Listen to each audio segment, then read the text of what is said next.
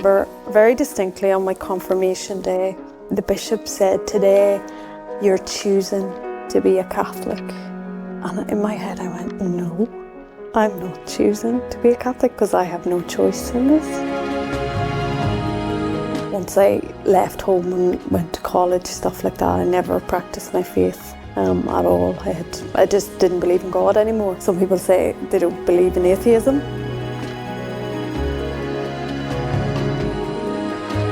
Our Lady is just our companion. She just got me and then she just took me and that was it.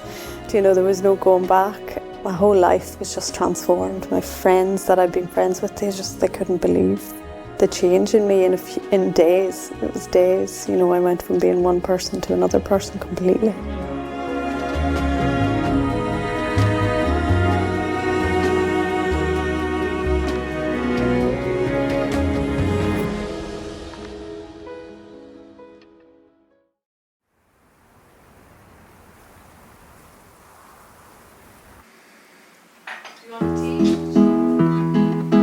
I'm Nicola Brennan. I'm from Monaghan originally, but I live in County Down in Ireland. I'm married to Alex and we have 4 girls, Amy, Zoe, Jessica and Hannah, and they're aged between 11 and 4.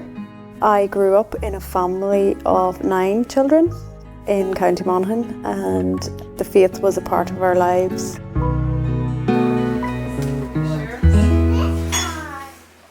I was quite close to Our Lady and to Jesus as a child, but as I started to get older, witnessed quite a lot of hypocrisy and different things that were just not right.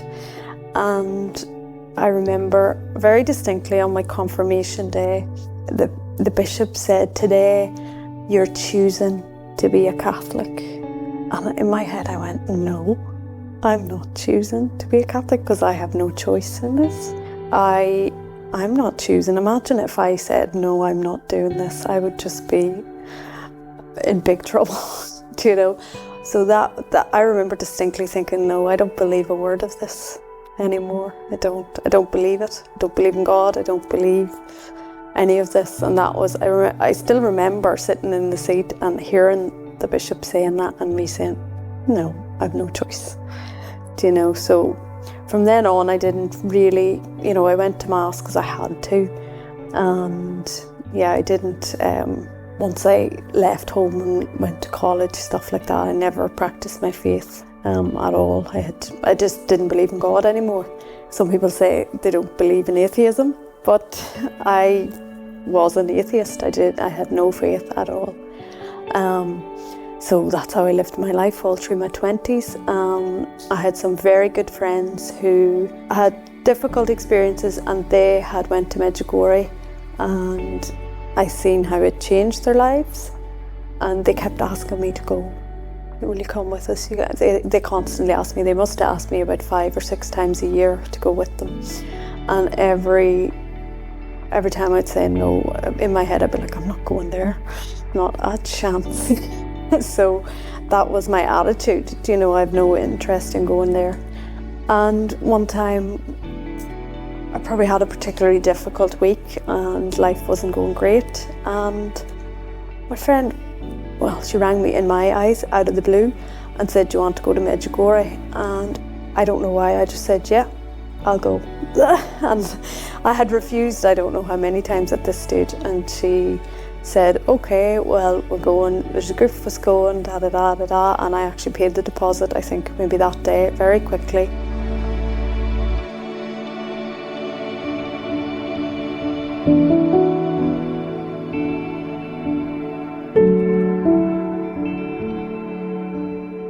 As the time was coming closer, I was like, why did I agree to that? Why am I going? I had no idea why I was going, and I didn't really want to go then by the time it came. And I discovered, I would think it was just, I'd say days before I was going, that I was going in Holy Week. And when I saw, I was like, oh my gosh, I'm going to this holy place in Holy Week. What am I doing? What am I going to do to myself? I'm like, this is going to be awful. So I went And that was my attitude. But I also remember thinking, it's not for me, but I'm not going to disrespect anybody else. And they're going and they love this place, and I'll just let everybody be, and I won't be, I wasn't going to be antagonistic or saying, oh, what are you going here for? What's the point? Or say it's all a load of rubbish or anything like that.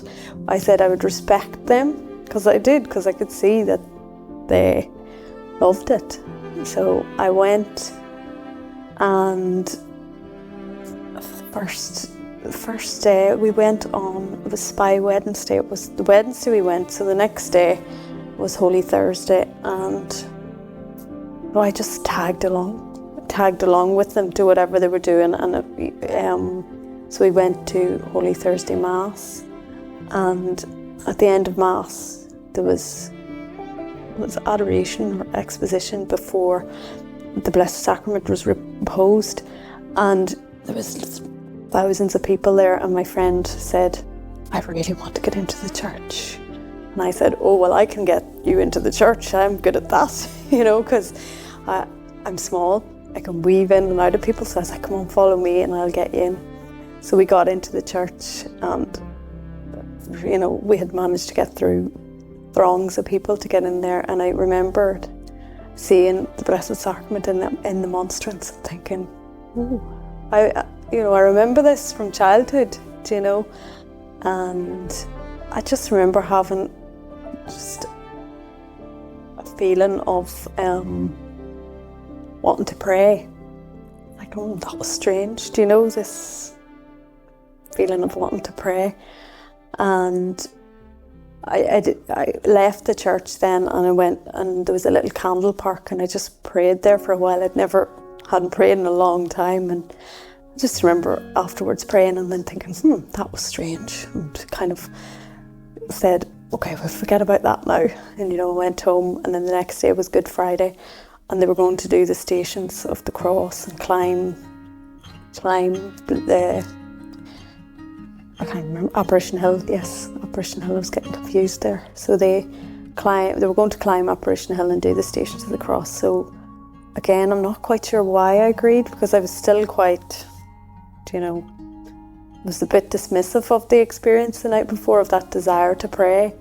But we climbed and we did the stations, and I remember the whole way it was wet. It was just kind of a bit miserable, and hadn't eaten because it was Good Friday, and I was just like, this is horrible. And I remember, how many stations of the cross are there again? It was like, we're on like station 3 at this stage, and I was like, how many of these are there? And I couldn't remember. And they were singing between each station, and I just thought, this is a long, slow agony here, having to do this.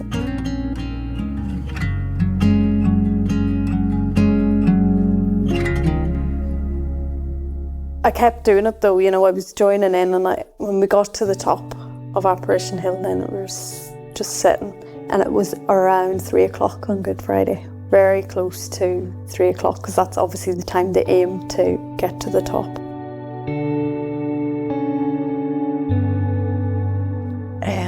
I had this overwhelming sense of grief. This overwhelming sense of grief came over me, and I knew it wasn't my own grief. And what I think or assume it was Our Lady's grief on Good Friday. And I think my timeline's a bit off. I can't fully remember when, but at some point I had this inner voice saying, open your heart and let me in. And I was like, what was that? Open your heart and let me in. I was kind of like, let who in? The walls were kind of breaking down a little bit. I've had these 2 experiences, and that grief, I've never felt anything like it before, and I never felt anything like it since, but it was just overwhelming grief. So those 2 kind of made me start thinking, and by the Saturday I said, right, okay, I've had enough of this. I'm just going to take the day, and I'm not doing anything holy today. I'm just going to get my book and go and get a coffee and chill out, and I'm not climbing any mountains or doing it, because I think I was a little bit stunned, and I knew something had happened, but I was probably fighting it still. So let me see, I can't, it just all happened so quickly, but slowly as well, progressively. By the Sunday, I found myself praying the rosary on my own, without anybody prompting me, without being in a group. And I just started to pray, and then I went to confession. I hadn't been to confession, it was 19 years whenever I went to confession. I had confession after 19 years, and that was just extremely powerful. It was a really powerful experience and a really healing experience. And it's just, as the days went on, I started to realise that it was all true. The Catholic faith was the one true faith, and all of it was true. And the phrase that kept coming to me was, all of it is true, because it was, over the week I was like, yeah, well, maybe that is, or maybe that isn't, or, and what about that? Things I didn't maybe agree with and that kind of thing. But by the end of the week, I knew that the Catholic faith was the one true faith, and everything they taught was the truth. And it was just so overwhelming and joyful, and to come to that realisation, and to be transformed in the space of days, just by going to Medjugorje. It was nothing to do with anybody. It was all interior and all from Jesus. It was all the healing that I'd been looking for years. All happened in those few days. And it was basically because I answered that call to open my heart. I kind of said, okay, I'll open my heart.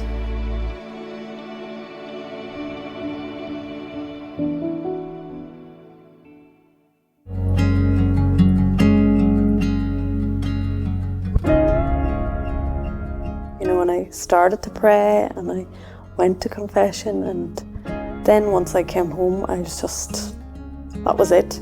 A friend commented to me, she had been a few times, and she said, but you just got it straight away. And I was like, well, what wasn't to get?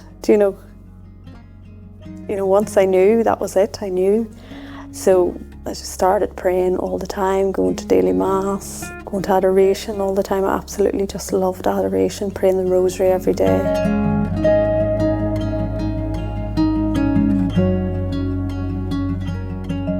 So Our Lady, she just got me, and then she just took me, and that was it. There was no going back. My whole life was just transformed. My friends that I'd been friends with, they couldn't believe the change in me in days. It was days. I went from being one person to another person completely. And I just was living a completely different life then. And within 6 months of coming back from Medjugorje, I met Alex. And 6 months after that, we were married. So it was so quick. And that's 12 years ago.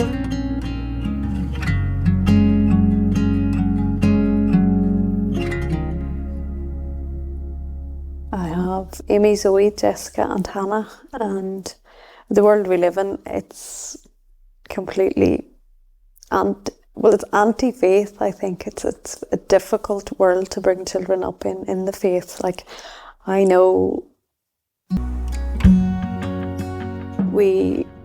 the other 3 stones is the Bible, so we have Jewels from God, just little Bible verses, so we'll pick them out after we've done our rosary, and each of us will have our little verse, and so often the verse is so relevant.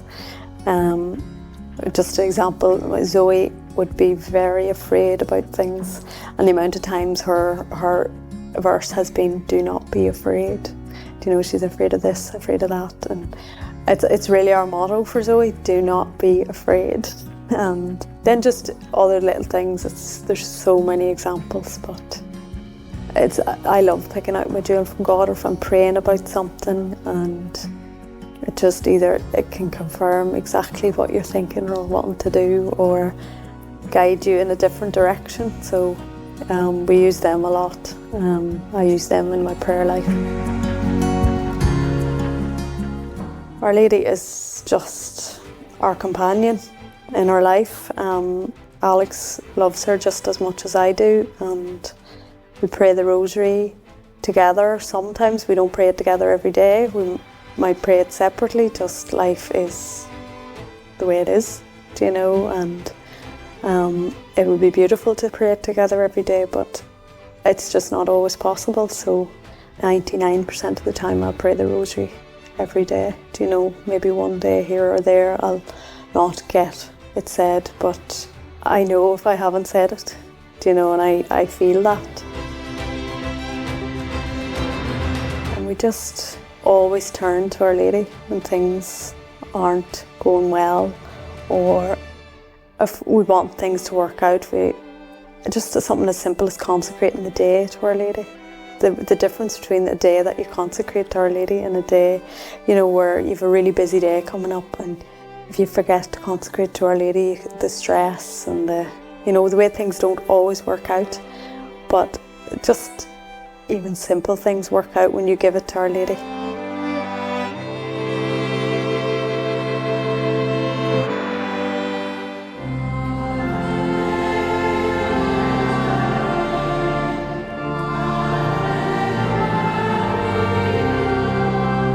My name is Michael O'Neill and I'm the Miracle Hunter, and today we're talking about some of the miraculous images of the Virgin Mary from around the world.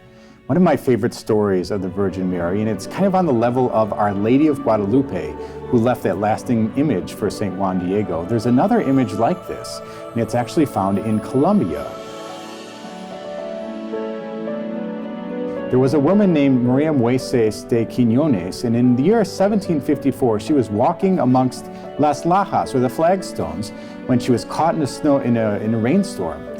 She was running to a cave to seek protection from that rainstorm, and her daughter got there first. Now, her daughter was very sickly. She was deaf and mute, and all of a sudden she started exclaiming, "I hear the Virgin Mary."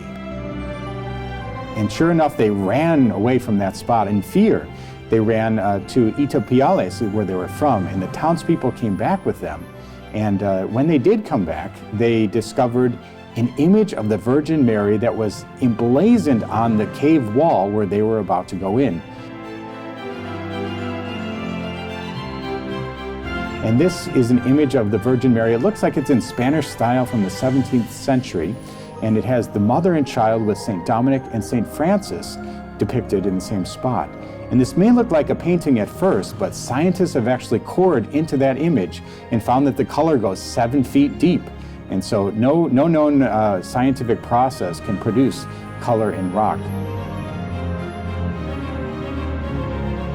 This is considered a miracle locally and a miracle for the world that's been approved by the Catholic Church. And that was Our Lady of Las Lajas in Quidara Canyon in the year 1754.